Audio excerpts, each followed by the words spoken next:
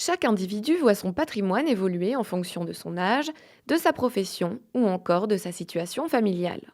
Penchons-nous sur une tranche d'âge bien précise, celle des 40-50 ans. Carrière, santé, famille, à presque la moitié de sa vie, il est temps de faire un premier bilan patrimonial. Prenons pour cela l'exemple de Guillaume. Guillaume a 45 ans et travaille en tant que cadre supérieur dans un grand groupe. Il est marié à Alice qui travaille également.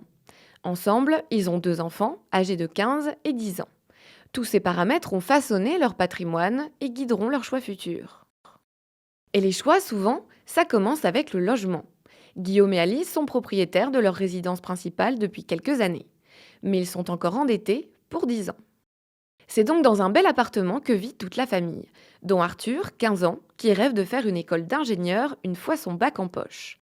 Ce n'est pas pour tout de suite, mais ses parents ont préféré anticiper cette dépense. Ainsi, Guillaume et Alice possèdent chacun un livret A déjà rempli, ainsi qu'un LDD, sur lesquels ils placent un peu d'argent de temps en temps.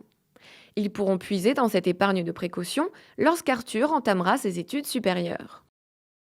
Son petit frère et lui ont aussi un livret A, qui se remplit doucement mais sûrement, au gré de la générosité de leurs aînés. En homme prudent, Guillaume préfère anticiper les aléas du quotidien. Il a donc souscrit un livret bancaire à taux boosté qu'il alimente avec ses primes et ses bonus. Il y provisionne également ses impôts. Ce livret lui assure une réserve de liquidité disponible à tout moment. Il s'en sert notamment pour gonfler le PEA qu'il vient d'ouvrir. Car 45 ans, c'est aussi l'âge pour consolider et diversifier ses actifs. Et comme Guillaume n'a pas le temps de gérer des actions en direct, il a opté pour des OPCVM. Cerise sur le gâteau, ce placement de long terme s'avérera être une bonne option pour compléter ses revenus une fois à la retraite. Et d'ailleurs, la retraite, parlons-en. Souscrire à un PEA, ce n'est pas suffisant. Guillaume et Alice ont chacun un contrat d'assurance vie. Celui d'Alice est en fonds euros, c'est-à-dire qu'il offre entre autres une garantie de capital. Le contrat de Guillaume est multi-support, c'est-à-dire qu'il est aussi composé de parts de SICAV et de FCP, dont l'évolution dépend des marchés financiers.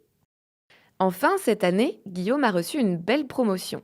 Ses revenus deviennent conséquents et cumulés à ceux d'Alice, il place la famille dans une des tranches d'imposition les plus élevées. Guillaume pense donc de plus en plus aux produits de défiscalisation.